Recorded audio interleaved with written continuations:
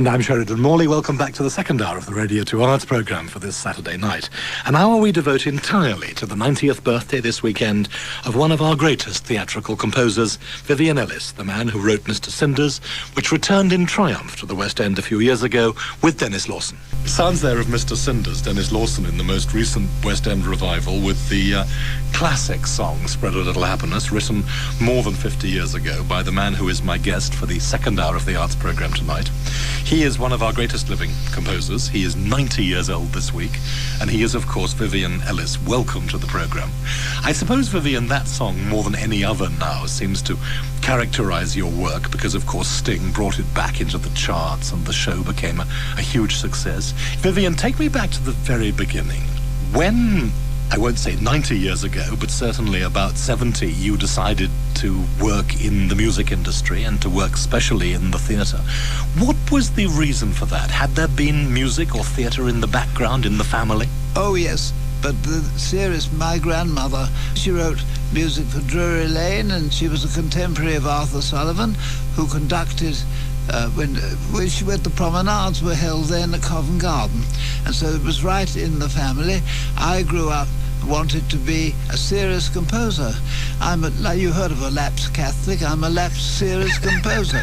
And the family said, oh no money in music. And so that was the end of that. And gradually, I don't know how it really happened, I turned my way into the lighter side. Oh yes, I met Arthur Wimperis, who wrote As You Were and all those famous songs of the Pavilion. And he said to me, told me this boy should do that and he'll make a fortune. And so I started doing it. The first year I made £5. What did the family want you to do?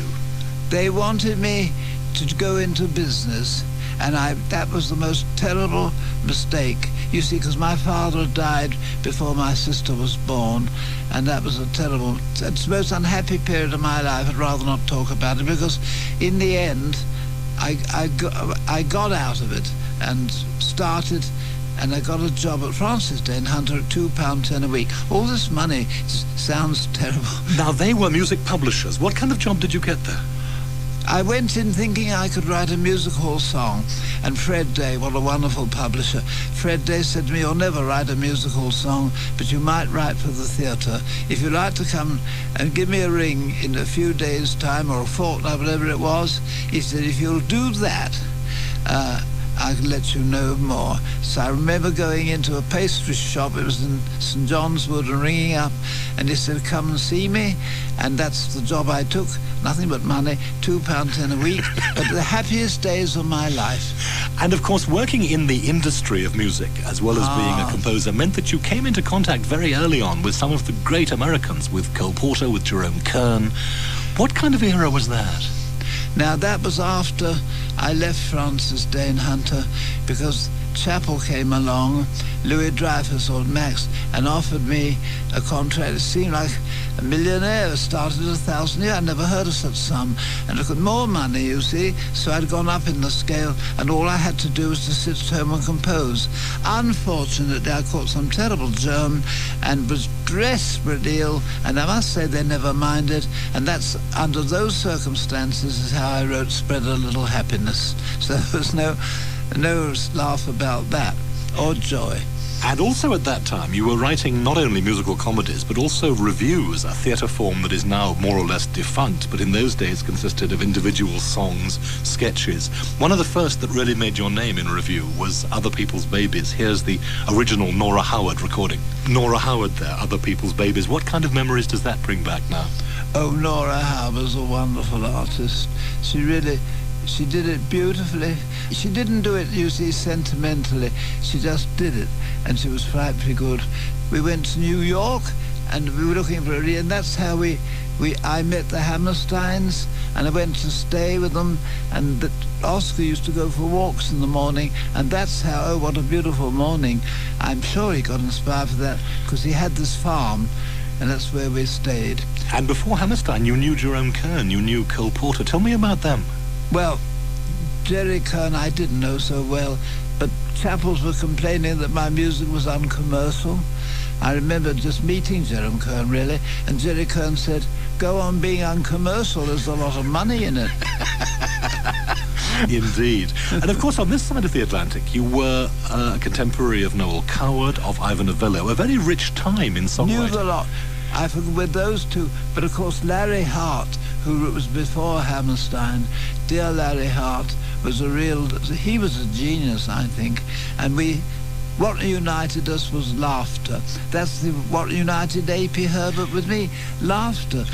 That is what kept us together, and it was a jolly good thing. Did you feel you were in competition with Novello, with Coward at that time? Not, funny you should say that, not a bit, because it was in the war, as you know. I was in the Navy for 6 years, and one day the Chief of Staff sent for me, and I remember going and thinking, what have I done this week? What have I done? And he said, you know Noel Coward? Well, everybody did. I said, well, just a little, sir. Well, he said, will you please arrange for him to do these concerts for the fleet and all round when he's coming down here in a fortnight for some show or other? And I said, yes, sir, stepping backwards and nearly bowing, got out of the room, skipped out of the room, because I thought, this is wonderful. I shall get leave. I can go to London and see him. And, of course, I rushed up and I saw Noel, who was surrounded with people, as he always was, very charming. And the moment they'd gone, he became extremely businesslike and was rather appalled at the amount of shows I wanted him to do. And I must say, he was wonderful to deal with, and really, I never had any trouble. And the songs that he sang were the basis of what stuff he did for the Café de Paris. Do you remember the shows of the Café de Paris? Ivor I knew, but not really well, until I met him in the south of France, and I think it was in Monte Carlo, and he said, I said, I'm hating where I am. He said, come and stay with us. So over I popped, and we all stayed at the Alps, not the Hotel de Paris, at the one on the beach, because we weren't respectable enough, I think, to be promoted to the Hotel de Paris. And it was, being with Ivor was like being in one of his plays. Absolutely. One team you worked a great deal with were Jack Hulbert and Cicely Courtenage. You wrote song after song for them. We're going to hear one now, in fact. It's Jack Hulbert, The Flies Crawled Up the Window. I was at Francis Dane Hunter, and that's how I started with Jack and Cis. When she first saw me, she said, Spotty can do with a haircut. But we became great friends. When we went on tour, all that wonderful, free and easy, wonderful stuff you see, it was the result of hard labor. It was dictation in the end, and they'd go all through the show after the show was over till about 4 in the morning, and I also fell asleep because I just got tired.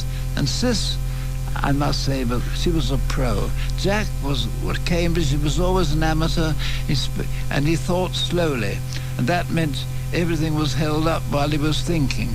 And the poor chorus girls and all the people, he once rehearsed the chorus girls in the train. Imagine it.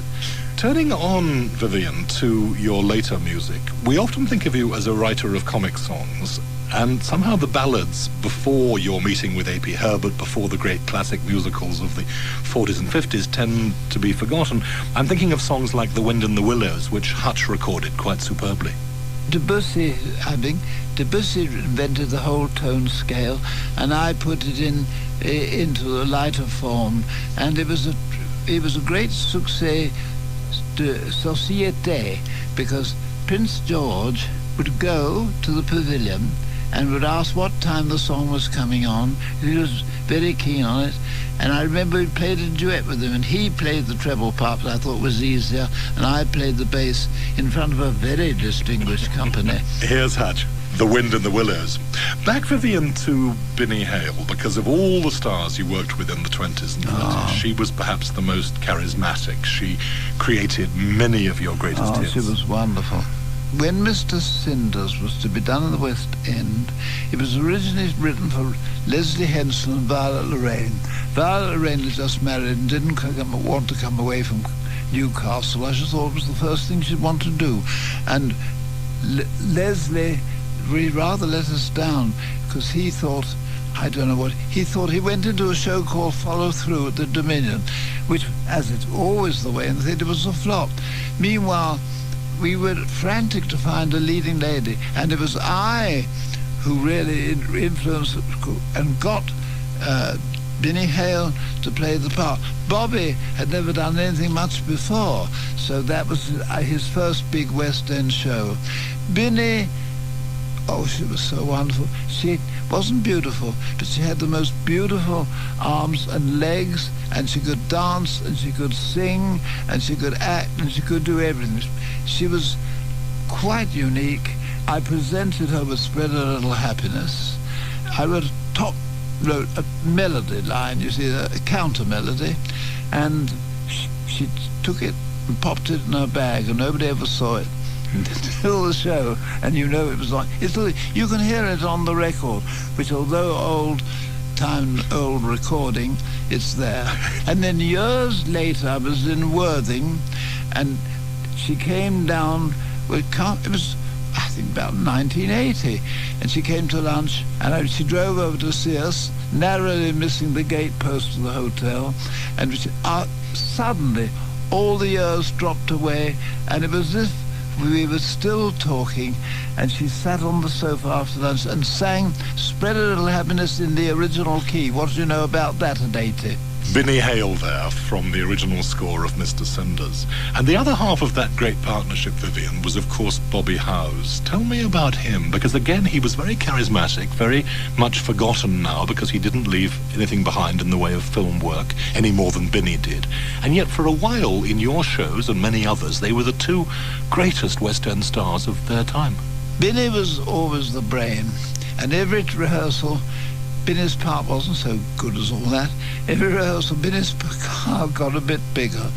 Bobby was the sex appeal, and appealed very much to tall ladies who would cross their legs every time they went to see him perform. I don't think Bobby really realized what a talent. He had that great charm, that great little boy charm. And that really was the secret of his success.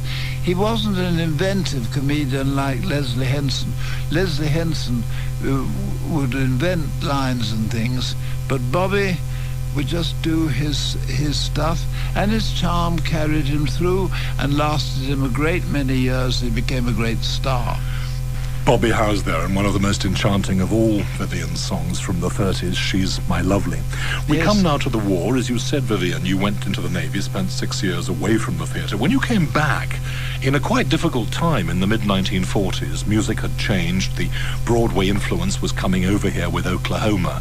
You were reunited with A.P. Herbert, for whom you had worked in partnership before the war, but now for the first time in an operetta, and the one that became the greatest English musical success of its era, Bless the Bride. How did that come about? Interesting in a way. But it being about parliaments, you see, it being about politics, which of course bored the arse off everyone. It didn't run very long, but it ran for quite a time. And then one day, of course, Cochrane was taken ill and went to the London clinic with his kidney.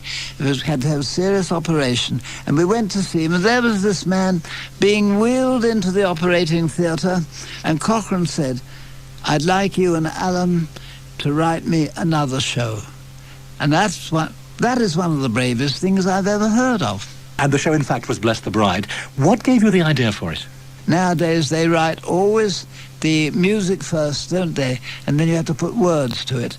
But Alan and I did the other way around. Alan wrote it. Alan used to come. He went to stay with some great friends of his, famous, I can't remember the name, in Cornwall. And Bless the Bride would come in pieces to me in Somerset. It was set, and we went up. Anyway, Alan and I had a wonderful time, and we were so happy working together until we'd finished the work. And we are playing there in the river, the house by the river's all beautiful. Of course, the moment the rehearsal started, it's another thing. You have temperamental leading ladies, more temperamental scene designers, and I find that male actors are more temperamental than female. Would you include Georges Guittary in that? Oh, no. There are exceptions. There are only two. Georges Guittary was one. He was serious. He could have been a serious opera singer, but there was more money, I suppose, in Bless the Bride. Cochrane sent me to Paris. When we went originally to Paris, with various people came and sang for us, but Georges Guittary was a Greek, and they pick up the language quicker. And George I would go over, and we worked and worked and worked, and I had nothing but praise for his work. Ma Bella Margherita, perhaps one of the best known of all Vivian's songs, and written for an enchanting operetta, which in fact, as you were saying, Vivian, was a Victorian period piece, and yet it fought off many American shows that came over at that time. It was the era of Carousel, of Oklahoma, and in fact, here was this very, very different piece that ran much longer. Well, the interesting thing about that is, I wrote the piece for George. George said, magnifique, mais ne sais pas guitare. But I said, it's about time you stopped singing those South American songs and sang it. And so we worked, and we worked jolly hard, and he did it. The curious thing about it is, I think they said something, Alan had a line in about an old French song, and everybody thought it was an old French song. The only old French about it is me, and I was partly, as you know, bilingual, and that was the only thing that was old French. Of course it wasn't, but Alan put that line in. Alan wrote 3 lyrics before we got the right one to fit it. One was about a donkey. I've forgotten what the other 2 were. Well, here's Guittari with Elizabeth Webb in the other great song from that show, This Is My Lovely Day. Bless the Bride. I suppose the other great score, Vivian, that I remember primarily of yours, with, again, A.P. Herbert, was the Water Gipsies, based, of course, on Herbert's own classic Riverside tale. It was an amazing partnership, because here was Herbert, this very political journalist and novelist. You and he came from very different lives and backgrounds, and yet, for a while, were a perfect marriage in the theatre. We had this great bond. I remember one day having to make Cochrane laugh when he was in his bath. Well, that's not very easy. Here from the Water Gipsies, the song that made Dora Bryan a star. Dora was another very hard-working lady. Something had to be put in. Alan wrote the lyric, Why Do You Call Me Lily? And I wrote the music, finishing off in the train, and because I was coming from, as usual, from Somerset to Birmingham, where we wrote it, and that's where Dora was such a trooper. She wrote the words or the cues in black or wet white across her hand, so she knew when to sing it. And that's how that went in. And of course, you know, she's made it a sort of signature tune ever since. And now, Vivian, a rare birthday treat for your 90th, your own recording, in fact, of another great song, I'm on a Seesaw.